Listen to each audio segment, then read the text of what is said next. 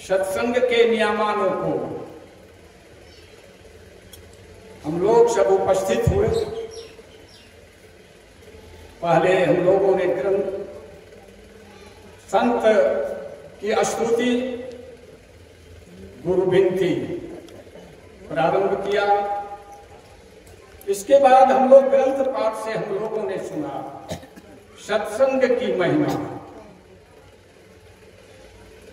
इस सत्संग का आयोजन हमारे अरुण जी द्वारा जो हर साल वे सत्संग करवाते हैं, इस उद्देश्य से इस साल भी यह सत्संग का आयोजन रखा गया है जिसमें आप सब के सब उपस्थित हैं। तो सबसे पहले मैं डॉक्टर साहब से निवेदन करता हूं, आप कुछ समय लेकर अपने वाणी से हम सबों को लाभान्वित करने की कृपा करें। श्री सद्गुरु महाराज की जय। महाराज की जय। श्री सद्गुरु महाराज की जय। श्री सद्गुरु महाराज की जय।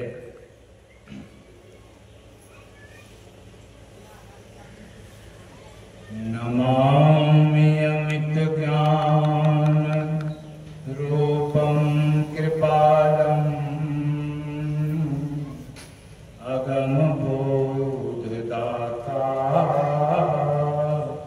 सुबुद्धिनिधि विशारद क्षमाशील अति धीर गंभीर ज्ञानम् धर्म कील दृढ़धीर समधीर ध्यान जगत त्राणकारी अघारी उदारम् भगत प्राण रूपम् दयालुम् अपारम् नमो सद्गुरो ज्ञानदाता सुस्वामी नमामि नमामि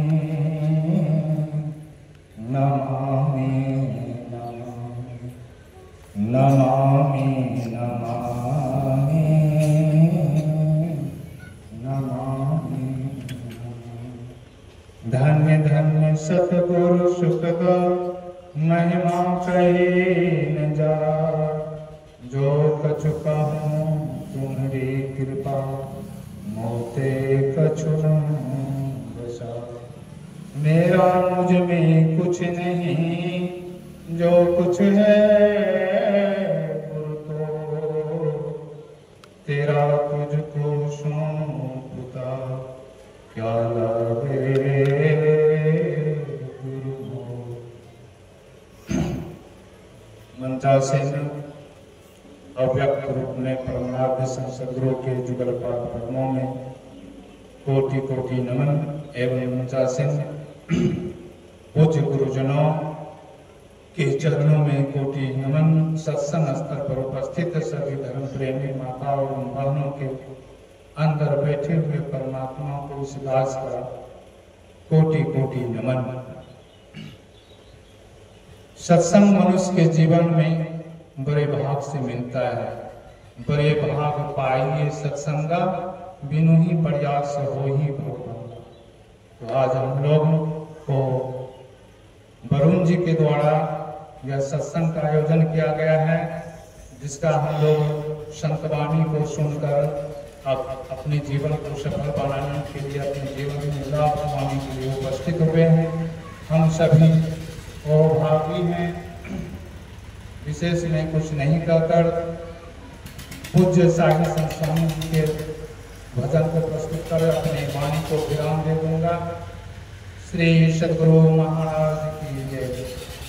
सत्संग बिना सोच मानव जग में वह ज्ञान का होगा। सत्संग बिना सोचो मानव जग में वह ज्ञान कहाँ होगा, जग में वह ज्ञान कहाँ होगा, जग में वह ज्ञान कहाँ होगा, जग में वह ज्ञान कहाँ होगा, जग में वह ज्ञान कहाँ होगा, जिस ज्ञान की साया में जाकर अपना कल्याण कहाँ होगा, जिस ज्ञान साया में जाकर अपना कल्याण कहाँ होगा, सत्संग बिना सोचो मानव जग में ज्ञान कहाँ होगा, सत्संग बिना सोचो मानव जग में सत्संग में संत वचन रूपी सत्ज्ञान की गंगा बहती है, सत्संग में संत वचन रूपी सत्ज्ञान की गंगा बहती है, उसने अवतार यज्ञ किया सतपथ का ज्ञान होगा, उसने अवतार यज्ञ किया सतपथ का ज्ञान होगा, सत्संग बिना सोचो मानव जग में वह ज्ञान मुक्ति का मार्ग भक्ति है, जो ज्योति निगाह में होती, मुक्ति का मार्ग भक्ति है, जो ज्योति निगाह में होती, जुगति से भक्ति हरि किया तो भव से जाए कहाँ होगा, जुगति से भक्ति हरि किया तो भव से जाए कहाँ होगा, सत्संग बिना सोचो मानव जग में सत्संग बिना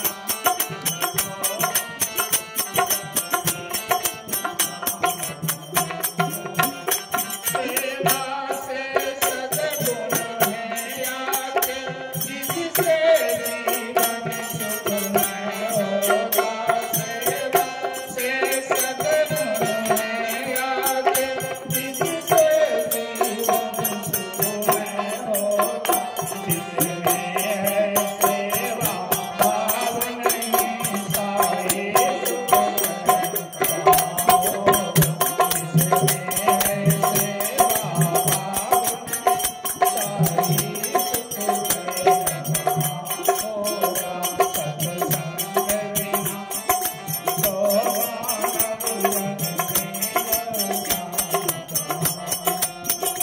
जग में वह ज्ञान कहाँ होगा, जग में वह ज्ञान कहाँ होगा, जग में वह ज्ञान कहाँ होगा, जग में वह ज्ञान कहाँ होगा, जिस ज्ञान की साया में जाकर अपना कल्याण कहाँ होगा,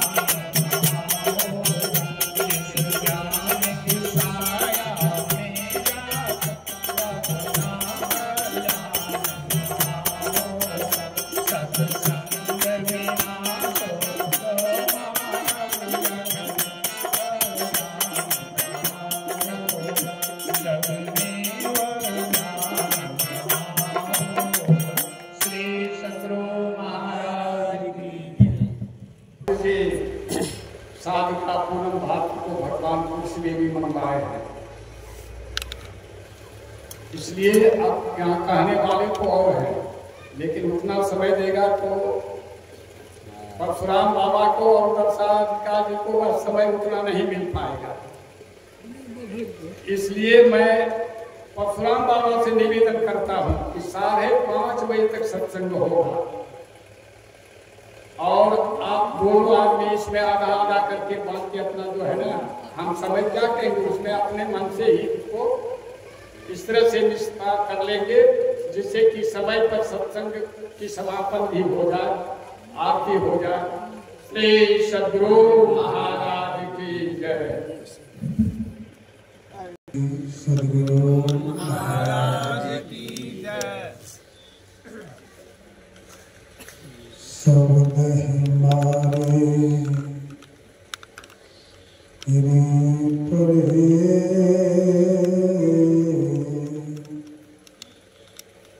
शब्द छोड़ेरा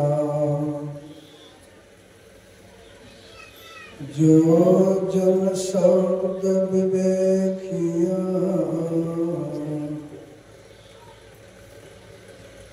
ताके सुधरेगा। शब्द बिना श्रुति अंधरी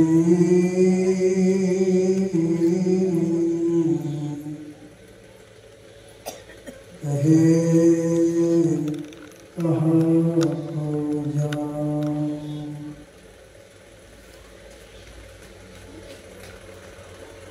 शब्द बिना श्रुति अंधरी कहे कहाँ को जाऊं। सब गम पावे गारे का फिरे फिरे भटका खाऊं। श्री सद्गुरु महाराज की जय। श्री सद्गुरु महाराज की जय। श्री सद्गुरु महाराज की जय। ठीक से बैठा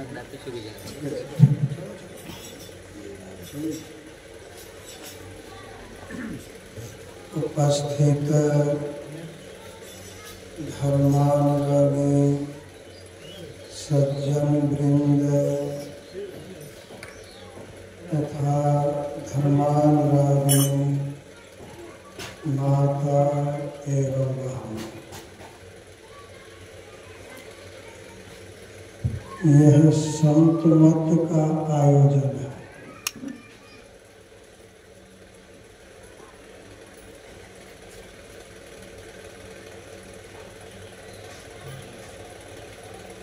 संत मत के सत्संग में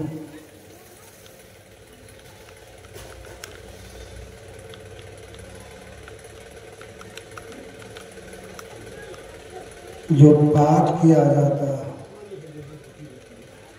उसको विषय कहते हैं। तो रामचरितमानस से पाठ किया गया है, विषय बन गया। विषय में बहुत बड़ा रहस्य। तो विषय के रहस्य को हम लोगों को ज्ञान होना चाहिए और विशेष नहीं, विषय का ज्ञान। ऐसा अगर कहीं विशेष हो जाएगा तब ज्ञान नहीं होगा, तो हम लोग को ला कहा जाए। अभी बतलाया कि जो आनंद मन से सुनकर समझते हैं,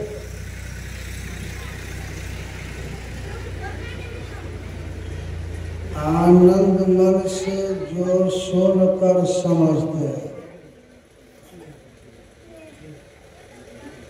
ये रामायण पाठ बहुत ऐसे रामानंदी आज से नहीं त्रेता से द्वापर चले गए और 5,500 वर्ष की कलयुग भी जा रहा। पढ़ते हैं सुबह शाम बड़ी निष्ठा के साथ, लेकिन इसमें जो सार तत्व है वो नहीं समझते। वो समझेंगे सत्संग में बैठेंगे तब। सत्संग में ऐसे विषय आदमी कोई भी बैठ सकता है, अधिकार है। लेकिन और कुछ इसमें दिया गया है कि जो बिंदु और नाम साधना, बिंदु और नाम साधना का नाम है सत्संग। बिंदु ध्यान, नाद ध्यान, यही दो विषय का नाम है सत्संग। अगर इसमें और कोई विषय रख देंगे तो सत्संग रहेगा, तभी सत्संग नहीं रहेगा। विषय है बिंदु और नाद को जो कोई नहीं सीखा, नहीं समझा, तो वो लोग सत्संग कैसे करें? कितना पढ़ेगा रामायण, नहीं ज्ञान होगा। मतलब बिंदु नाद गुरु महाराज विनय पत्रिका में लिख दिया कि बिंदु नाद जिस सत्संग में चर्चा नहीं हो वह सत्संग मानने योग्य नहीं है। उनको सत्संग गुरु महाराज नहीं कहते। अब बिंदु नाद का विषय नहीं बनेगा, हम लोग उसी को सुनेंगे, वो नियम नहीं है।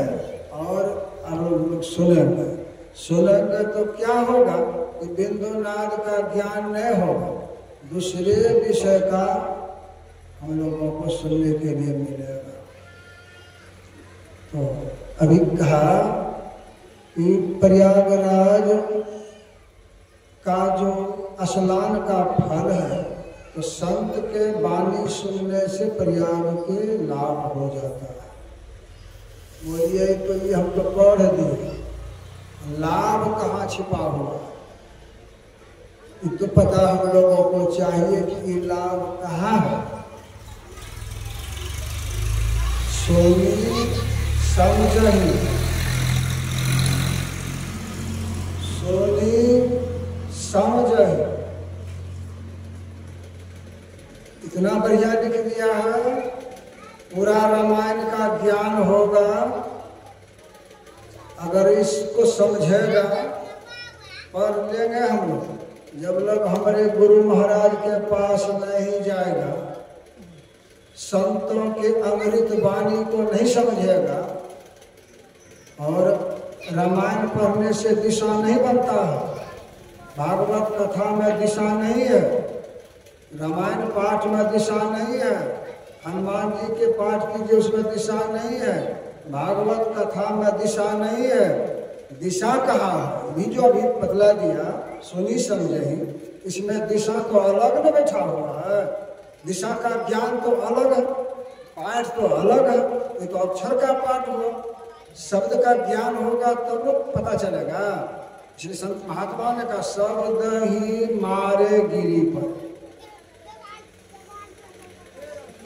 शब्द ही छोरे राज, और शब्द छोरे राज। कोई दुनिया में प्रकांड से प्रकांड धरती पर कोई आचार्य है, हमारे गुरु महाराज जो लिखा, उनके विषय पर बोलने के लिए किसी का जन्म नहीं हुआ बिना संत मत के सत्संग से। न बढ़िया कहा सोनी समझही, जन कहते हैं मनुष्य को, सुनने वाले का ही नाम है जन। अब कहा सुनी समझही जन, मोदित मन। मोदित का अर्थ क्या होगा? पूरा ज्ञान होना चाहिए, तब तो हम लोगों को दिशा पकड़ने में भला होगा। तब तो दिशा पहले पकड़ेंगे, जब पूरा समझ लेंगे तब दिशा खोजेंगे। अब पूरा नहीं समझेंगे तो कोई दिशा नहीं। जिसको दिशा का ज्ञान ही नहीं होगा वो सत्संग क्या करेगा, वो क्या सुनेगा, क्या कहेगा? जिसको दिशा का ही पता नहीं, एक एक अक्षर का दिशा होते हैं, एक एक अक्षर का आकाश होते हैं। और जो समझवे नहीं करेगा वो क्या करेगा? तो नहीं कहने वाले को लाभ होगा, नहीं सुनने वाले को लाभ होगा। इसलिए संतों ने बतला दिया। कबीर साहब के वाणी में है, लंबा मार्ग दूरी घर। कैसे समझेगा? जब इसको दिशा में जाएगा, जब दिशा का ज्ञान होगा तब इनको पता चलेगा कि लंबा मार्ग, ये लंबा मार्ग किलोमीटर नहीं वहां जोड़ते हैं। क्या किलोमीटर का कोस होते हैं? कोस और किलोमीटर वहां नहीं है। लंबा मार्ग कहा दूरी घर। अब यहां ऑब्जेक्शन होगा। अनभिज्ञ प्राणी जो इन विषय से अनभिज्ञ है, अलग है, तो उनको लंबा मार्ग समझावे नहीं करेंगे। लंबा मार्ग क्या है? और इतना ही नहीं कहा ये लंबा मार्ग है, लेकिन कह दिया विकट पंथ। पंथ मैंने रास्ता। अगर लंबा मार्ग हम लोग चलेंगे तो लिख दिया विकट पंथ। पंथ मैंने रास्ता। अगर लंबा मार्ग के लिए कोई यात्रा करेगा, साहस करेगा कि हम लोग लंबा मार्ग को देखेंगे, हम लंबा मार्ग पर चलेंगे, तो यहाँ कह दिया विकट पंथ। बोलिए ढोल बजाकर, हारमोनिया बजाकर विकट पंथ पर चल सकते हैं? ये पार की बात है, यहाँ की कथा है। कहा विकट पंथ। पंथ बना रास्ता।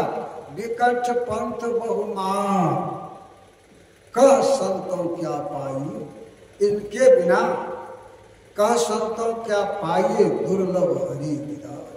अब विकट पंथ समझा भी नहीं, विकट पंथ का कार्यवाही भी नहीं करते, तो कहिए हम लोग ये जमात लगा करके हाहो करेंगे, ये मत है, संत मत है ही। एक बार सुखदेव कलाकार गुरु महाराज के रिजीन में हम लोग आंख से देखा, एक शब्द यदि उसे मिस हो गए, एक शब्द अगर मिस हो गए, जितना जोर से गुरु महाराज फटकार दिया कि तुम लोग कलाकार कहलाते हैं, और मिस इतना बड़ा। और सुखदेव कलाकार के देह के पानी छूट गए, और गुरु महाराज उसको संकेत, संत सेवी बाबू का उसको संकेत कर दो। विकट पंथ बहुमान, और वो तो मौत के दशा। विकट पंथ पर चलने वाले के मौत के समान रास्ता गुजरता है। मौत तब विकट पंथ पर चलने वाले के मौत कहते हैं दुख को। आप प्राण बेचैन है, बचाने वाला कोई नहीं है। मौत किसको कहते हैं? जितने में आग में दे दिया, जितने में सिर काटने के लिए आग है। इसको मीरा ने कह दिया दिन नहीं चैन, रैन नहीं निंदिया। जिनको दिन रात चैन नहीं मिलेगा वो विकट पंथ पर चलने वालों को। हम लोग दूसरा बात इसमें गसट करेंगे तो हानि हो जाएगा, और दिमाग और दिशा खुलेगा भी नहीं, अज्ञान हटेगा नहीं। अज्ञान दूर हो नहीं सकता है, वो बैठा रहेगा। अज्ञान को दूर करने के लिए आप इस पंथ पर चलना पड़ेगा। इस पंथ से जो बच के बात करेगा उनको क्या मिलेगा? यहाँ कीर्तन विषय है, ये सत्संग अमृत की धारा है, सत्संग अमृत की धारा है। संत लोग बतला दिया है, ये तो अमृत कहा दिया। कबीर साहब के वाणी में लिखा, काया पैसी कर्म सब नाश है। अब काया में प्रवेश करने के लिए कहते हैं, जब काया में प्रवेश नहीं करेंगे तो इसका कर्म मिट नहीं सकता। जब अंदर में प्रवेश करेंगे तो इसको बहुत जन्मों का पाप है, बहुत कर्मों का इसके पाप है, बहुत विषय का पाप है। बाहर में पूजा करके, बाहर में गंगा स्नान करके, बाहर में कीर्तन करके, भागवत करके कोई कहेगा हमारा पाप मिट जाएगा, वो पंथ ही नहीं है, नहीं पाप दूर नहीं हो सकता। इसलिए संत महात्मा इनको इस तरह से लिखा है, इसके पाप को जब तक क्षय नहीं करेगा, जब तक पाप नहीं दूर होगा, तब तक परमात्मा के मार्ग नहीं खुलेगा, तब तक आपको रास्ता नहीं मिलेगा। आप बैठे रहिए, आप वहां मार्ग पर बैठे रहिए, चाहे आपका प्राण चला जाए कि रह जाए, अर्पण कीजिए। इस तरह से बैठ करके तपस्या की जाएगी, तब इनको रास्ता मिलेगा। रास्ता तब इनको कृपा से मिलेगा, गुरु की कृपा से मिलेगी। तो हम लोग बैठते हैं क्या सुनने के लिए? हमारे गुरु महाराज लिखा है, घट तम कूपम जुग जुग जीवे भर्म। घट तम कहते अंधकार को, अंदर में अंधकार है। घट तम बोलिए, तीर्थ करने से हमारा ये घट के पट खुल जाएगा। प्रयाग लोग जो इतना गए, उनको कोई पता भी है कि हम लोग कहाँ आए हैं, यहाँ क्या है, हमारे अंदर में क्या है। वो मेला देखने के लिए गए, मेला देख करके आ गए। अब पुण्य तो यहाँ मेला देखने से होता नहीं, तीर्थ घूमने से तो पुण्य होता नहीं है। पुण्य का कोई चीज है, पुण्य का कोई समान है, पुण्य किसे कहते हैं, इस सब बात तो सत्संग करेंगे तब पता चलेगा। इसलिए संत महात्मा ने लोग लिख दिया है, घट तम कहते अंधकार को। ये अंधकार सूर्य अस्त होने के बाद जो अंधकार होते हैं, इसको अंधकार नहीं कहते हैं। आप भीतर में आंख बंद करने के बाद जो अंधकार आता है, उसको कहते हैं घट तम कूप। घट तम कूपम जुग जुग जीवे भर्म। घट के भीतर में कहा जुग जुग से यह जीव भ्रमण करते आ रहा। इनसे बचने के लिए कौन सा भगवान उपाय है? बोलिए, हम लोग कुछ और क्रिया करेंगे, पंडित को बुला करके दान करेंगे और सारे दुनिया के तीर्थों को 50 बार छान देंगे, तो हम लोग ये कूप से बच जाएंगे। बचने का उपाय है इसमें? ये सब क्रिया करने से बचने का कोई उपाय नहीं है। अधिक बात को माथा पर लेने से अधिक उलझन हो जाता है, कुछ नहीं कर सकेगा, फंस जाएगा वो। इसलिए संत महात्मा ने कहा घट तम कोपम जुग जुग जीवे भर्म। अब जुग जुग जीव इसी में भ्रमण करते हैं। तो गुरु महाराज संकेत किया है, ले गुरु भेद, ले गुरु भेद। क्या करने के लिए, कौन कारण से भेद लेते हैं? हम लोग सत्संग नहीं करेंगे, क्या हर्जा? हम लोग काय के लिए सत्संग करेंगे? तो गुरु इसमें संत लोग क्या कह दिया, सत्संग में क्या होता है, सत्संग में क्या मिलता है? तो कबीर साहब ने कह दिया ऊपर कि सत्संग बिना जीहा, इस सत्संग में लाभ बहुत है। अब यहाँ कहते हैं लाभ बहुत है, हम लोग लाभ क्या वो समझबे नहीं करेंगे। लाभ बहुत है तो कह दिया तुरंत मिलावे गुरु से। गुरु से कहते हैं मिलने के लिए।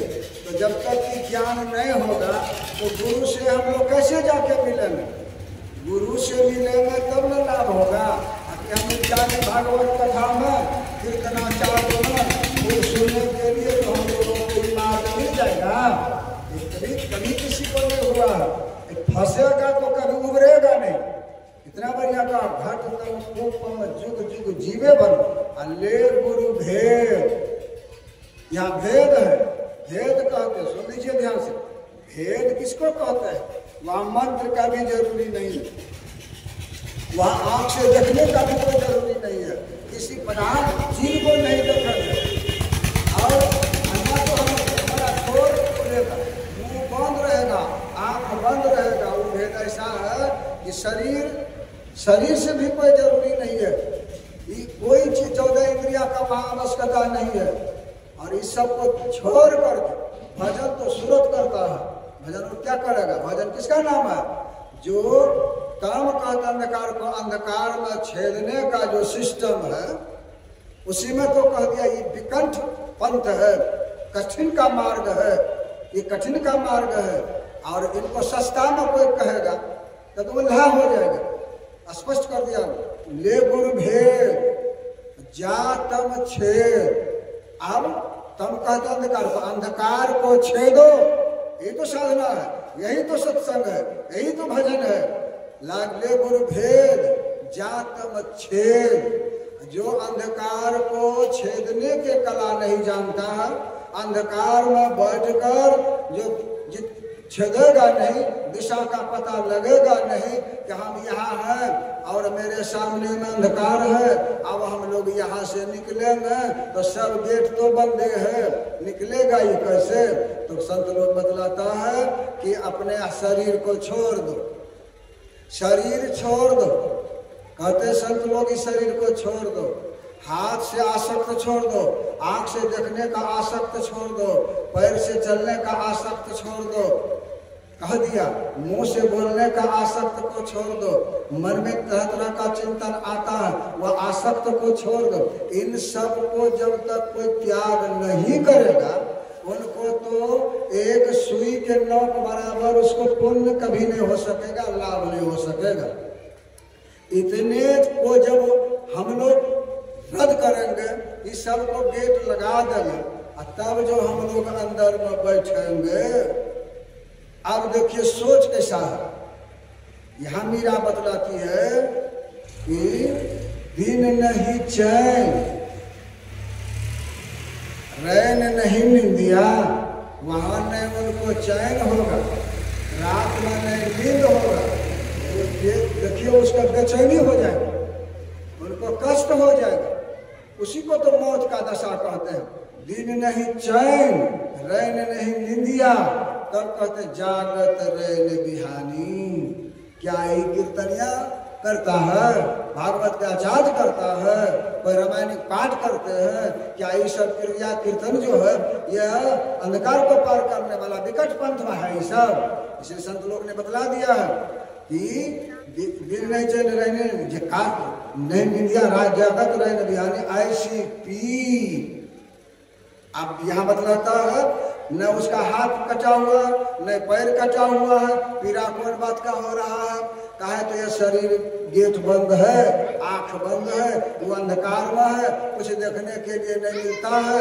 यह प्राण अब छटपटाता है, छटपटा है। क्या देखने के लिए? छटपट करना चाहिए परमात्मा को देखने के लिए, प्रकाश के लिए, बिंदु प्रकाश के लिए, शब्द के लिए छटपट करना चाहिए।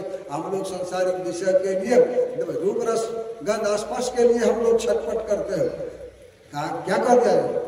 नींद नहीं रहनी है, जागत रहने बिहानी ऐसी पीर विरह।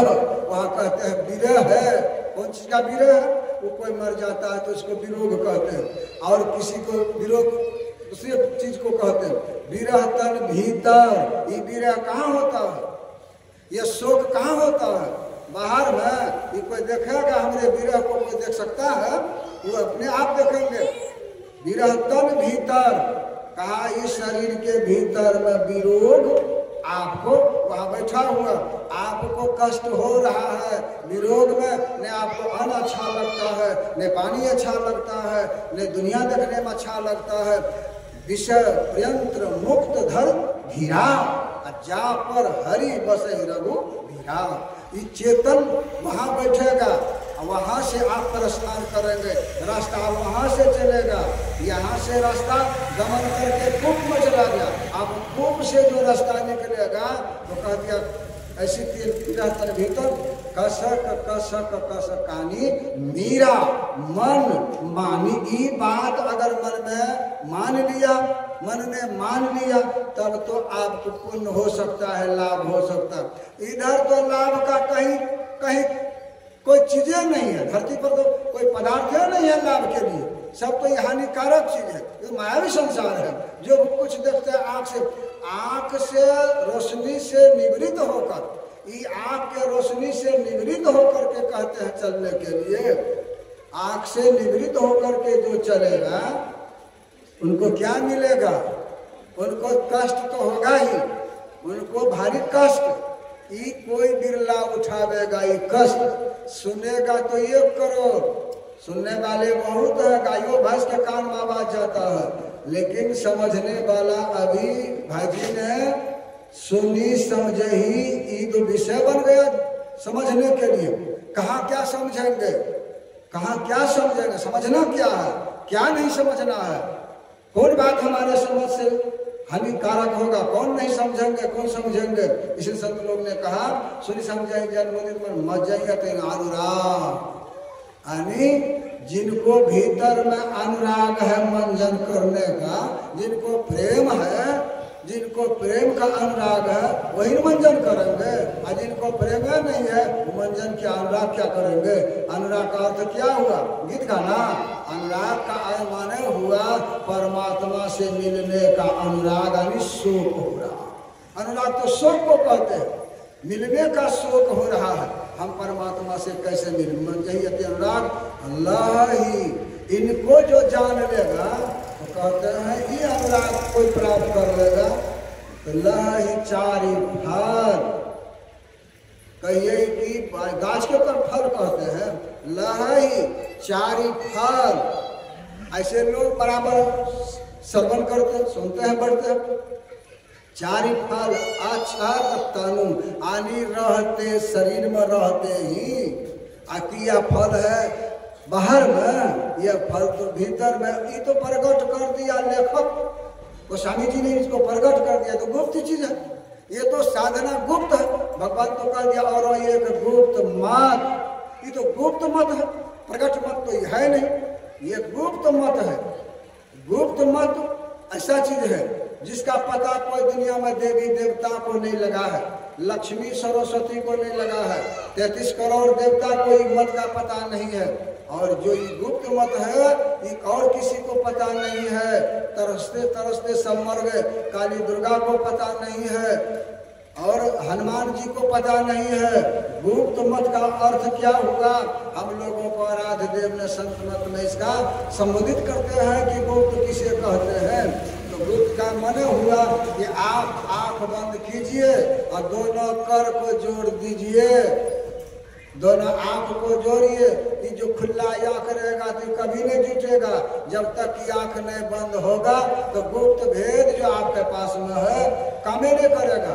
आंख बंद रहेगा तब गुप्त काम होगा आपसे, तब दोनों दृष्टि एक होगा। अगर गुप्त काम नहीं सीखेगा तो दोनों दृष्टि नहीं होगा।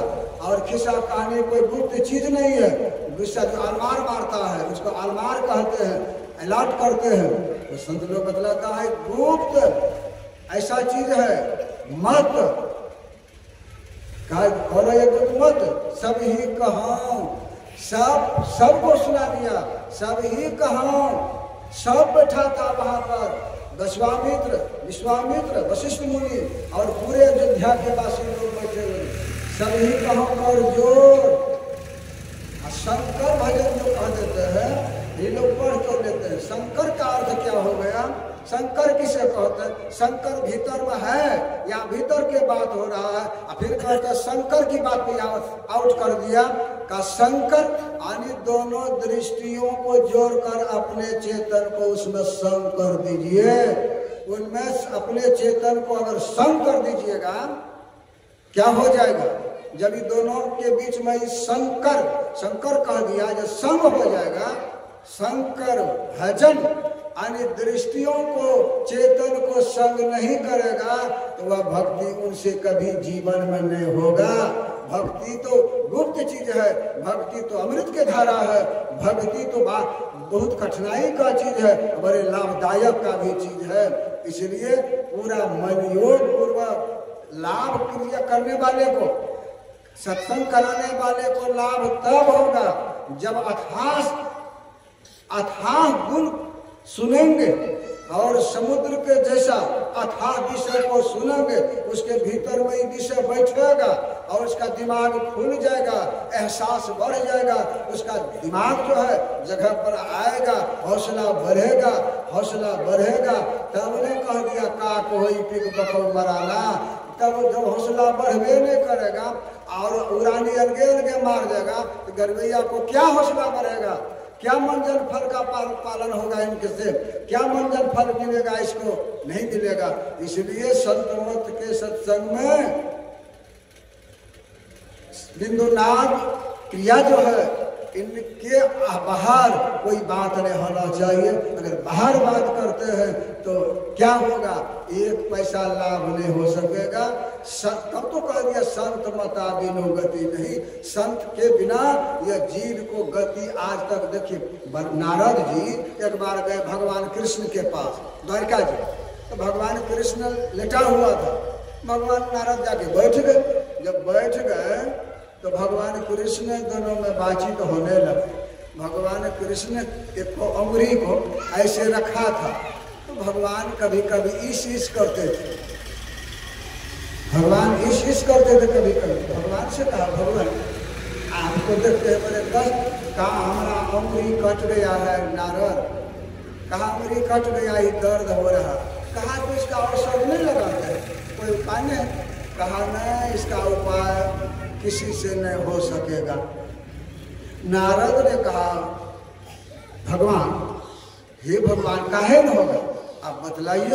कहा इसमें यही रोग है, कोई मेरे भक्त अपना खून काट करके यदि हमारे अंगुरी में लपेट देगा तो हमारा ये दर्द समाप्त हो जाएगा।